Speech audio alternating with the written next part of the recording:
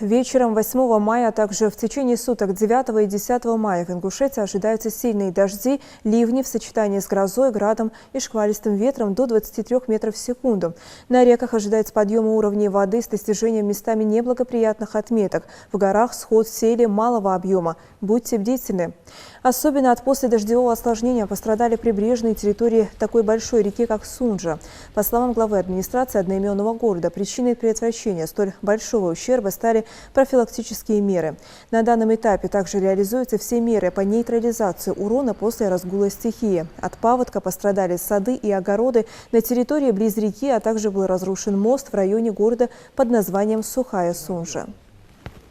Поступило через телефон горячей линии 112 более 19 заявлений, которые мы сегодня создали комиссию при администрации, будем определять нанесенный ущерб. В основном у нас подтоплены дворовые территории, огороды, сады. Вот этот ущерб мы будем сегодня определять и выезжать на место.